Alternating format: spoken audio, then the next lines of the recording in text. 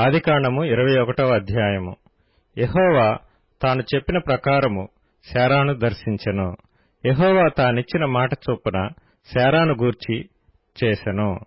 ఎట్లనగా దేవుడు అబ్రాహాముతో చెప్పిన నిర్ణయ కాలంలో శారా గర్భవతి అయి అతని ముసలితనమునందు అతనికి కుమారుని కనెను.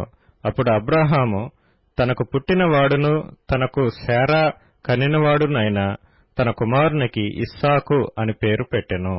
మరియు దేవుడు అబ్రాహాముకు ఆజ్ఞాపించిన ప్రకారము అతడు 8 దినముల వాడైన ఇస్సాకు అను తన కుమారునికి సున్నతి చేసెను.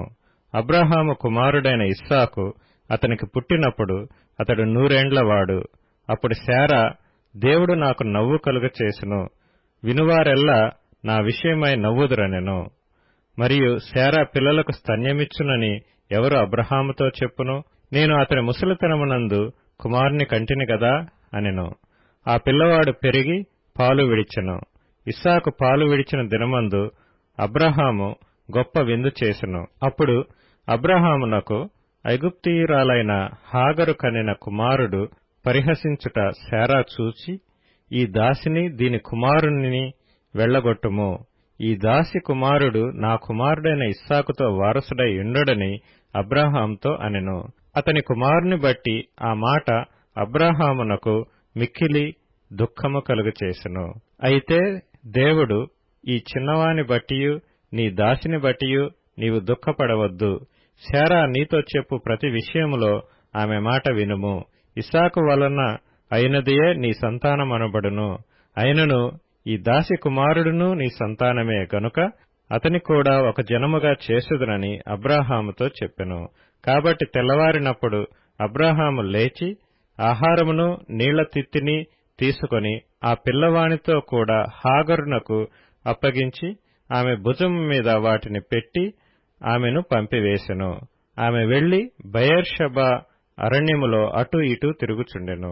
ఆ తిత్తిలోని నీళ్లు అయిపోయిన తరువాత ఆమె ఒక పొద క్రింద ఆ చిన్నవాని పడివేసి, ఆ పిల్లవాని చావు నేను చూడలేనని అనుకొని వింటి వేత దూరము వెళ్లి అతనికెదురుగా కూర్చుండెను. ఆమె ఎదురుగా కూర్చుండి ఎలుగెత్తి ఏడ్చెను. దేవుడు ఆ చిన్నవాని మరణం వినెను. అప్పుడు దేవుని దూత ఆకాశము నుండి హాగరును పిలిచి, హాగరు, నీకేమి వచ్చినది? భయపడకుము. ఆ చిన్నవాడున్న చోట దేవుడు వాని స్వరము వినియున్నాడు. నీవు లేచి ఆ చిన్నవాణ్ణి లేవనెత్తి నీ చేత పట్టుకొనుము, వానిని గొప్ప జనముగా చేసెదనని ఆమెతో అనెను. మరియు దేవుడు ఆమె కన్నులు తెరచినందున ఆమె నీళ్ల ఊట చూచి వెళ్లి ఆ తిత్తిని నీళ్లతో నింపి చిన్నవానికి త్రాగనిచ్చెను. దేవుడు ఆ చిన్నవానికి తోడైయుండెను. అతడు పెరిగి పెద్దవాడై ఆ అరణ్యములో కాపురముండి విలుకాడాయెను. అతడు పారాను అరణ్యములో నున్నప్పుడు అతని తల్లి ఐగుప్తు దేశములో నుండి ఒక స్త్రీని తెచ్చి అతనికి పెండ్లి చేసెను. ఆ కాలమందు అబీమెలకును అతని సేనాధిపతి అయిన ఫీకోలును అబ్రాహాముతో మాట్లాడి, నీవు చేయు పనులన్నిటిలోనూ దేవుడు నీకు తోడైయున్నాడు గనుక నీవు నన్నైనను నా పుత్ర పౌత్రాదులనైనను వంచింపక నేను నీకు చేసిన ఉపకారము చొప్పున నాకును నీవు పరదేశివైయున్న ఈ దేశమునకును చేసెదనని దేవుని పేరట ఇక్కడ నాతో ప్రమాణం చేయమని చెప్పెను. అందుకు అబ్రాహాము ప్రమాణం చేసెదనెను. అబీమెలెకు దాసులు బలాత్కారముగా తీసుకొనిన నీళ్లబావి విషయమై అబ్రాహాము అబీమెలెకును ఆక్షేపింపగా, అబీమెలెకు, ఈ పని ఎవరు చేసిరో నేనెరుగను, నీవును నాతో చెప్పలేదు, నేను నేడేగాని ఈ సంగతి వినలేదని చెప్పగా, అబ్రాహాము గొర్రెలను గొడ్లను తెప్పించి అబీమెలెకుకిచ్చెను. వారిద్దరూ ఇట్లు ఒక నిబంధన చేసుకొనిరి. తరువాత అబ్రాహాము తన గొర్రెల మందలో నుండి 7 పెంటి పిల్లలను వేరుగా నుంచెను గనుక అబీమెలెకు అబ్రాహాముతో, నీవు వేరుగా ఉంచిన ఈ 7 గొర్రెపిల్లలు ఎందుకని అడిగెను. అందుకతడు, నేనే ఈ బావిని త్రవ్వించినందుకు నాకు సాక్షార్థముగా ఈ 7 గొర్రెపిల్లలను నీవు నా చేత పుచ్చుకొనవలనని చెప్పెను. అక్కడ వారిద్దరూ అట్లు ప్రమాణం చేసుకున్నందున ఆ చోటు బెయేర్షెబా అనబడెను.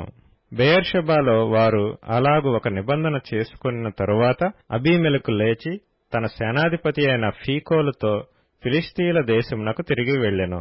అబ్రాహాము బెయేర్షెబాలో ఒక పిచుల వృక్షము నాటి అక్కడ నిత్యుడైన యెహోవా పేరట ప్రార్థన చేసెను.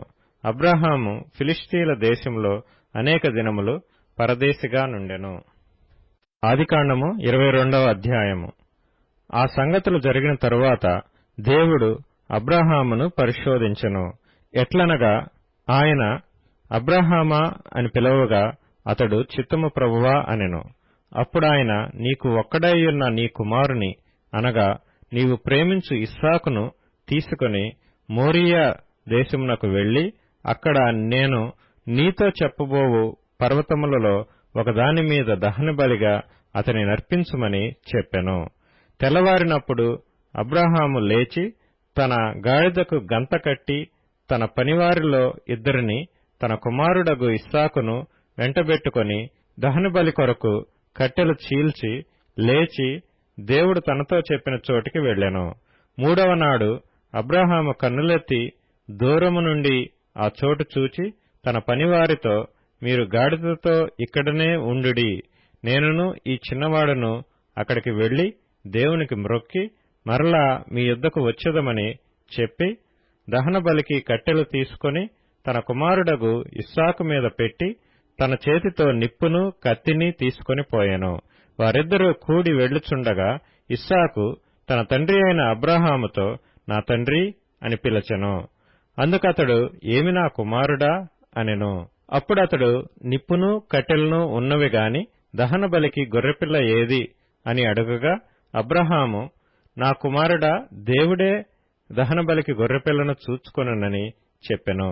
అలాగు వారిద్దరూ కూడి వెళ్లి దేవుడు అతనితో చెప్పిన చోటికి వచ్చినప్పుడు అబ్రాహాము అక్కడ బలిపీఠము కట్టి కట్టెలు చక్కగా పేర్చి తన కుమారుడగు ఇస్సాకును బంధించి ఆ పీఠము పైనున్న కట్టెల మీద ఉంచెను. అప్పుడు అబ్రాహాము తన కుమారుని వధించుటకు తన చెయ్యి చాపి కత్తి పట్టుకొనగా యెహోవా దూత పరలోకము నుండి అబ్రాహామా అబ్రాహామా అని అతని పిలిచెను. అందుకతడు, చిత్తము ప్రభువా అనెను. అప్పుడు ఆయన, ఆ చిన్నవాని మీద చెయ్యి వేయకుము, అతనినేమియూ చేయకుము, నీకు ఒక్కడైయున్న నీ కుమారుని నాకియ్య వెనుతీయలేదు గనుక నీవు దేవునికి భయపడువాడవని ఇందువలన నాకు కనబడుచున్నదనెను. అప్పుడు అబ్రాహాము కన్నులెత్తి చూడగా పొదలో కొమ్ములు తగులుకొనియున్న ఒక పొట్టేలు వెనుక తట్టున కనబడెను. అబ్రాహాము వెళ్లి ఆ పొట్టేలును పట్టుకొని తన కుమారునికి మారుగా పెట్టి దహనబలిగా అర్పించెను. అబ్రాహాము ఆ చోటికి యెహోవా ఈరే అను పేరు పెట్టెను. అందుచేత యెహోవా పర్వతము మీద చూచుకొనును అని నేటి వరకు చెప్పబడును. యెహోవా దూత రెండవ మారు పరలోకము నుండి అబ్రాహామును పిలిచి ఇట్లనెను, నీకు ఒక్కడే అయ్యున్న నీ కుమారుని ఈయ వెనుక తీయక ఈ కార్యము చేసినందున నేను నిన్ను ఆశీర్వదించి ఆకాశ నక్షత్రముల వలెను సముద్ర తీరమందలి ఇసుక వలెను నీ సంతానమును నిశ్చయముగా విస్తరింపచేసెదను. నీ సంతతి వారు తమ శత్రువుల గవిని స్వాధీనపరచుకొందురు. మరియు నీవు నా మాట వినినందున భూలోకములోని జనములన్నీయు నీ సంతానము వలన ఆశీర్వదించబడును. నా తోడని ప్రమాణము చేసియున్నానని యెహోవా సెలవిచ్చెను. తరువాత అబ్రాహాము తన పనివారి యొద్దకు తిరిగి రాగా వారు లేచి అందరును కలిసి బెయేర్షెబాకు వెళ్ళిరి. అబ్రాహాము బెయేర్షెబాలో నివసించెను. ఆ సంగతులు జరిగిన తరువాత అబ్రాహామునకు తెలుపబడినదేమనగా, మిల్కా అను ఆమెయు నీ సహోదరుడగు నాహోరునకు పిల్లలను కనెను. వారెవరెవరనగా అతని జ్యేష్ఠ కుమారుడైన ఊజు, ఇతని తమ్ముడైన బూజు, అరాము తండ్రి అయిన కెమూయేలు, కెసెదు, హజో, పిల్దాషు, ఇద్లాపు, బెతూయేలు. బెతూయేలు రిబ్కాను కనెను. ఆ 8 మందిని మిల్కా అబ్రాహాము సహోదరుడగు నాహోరునకు కనెను.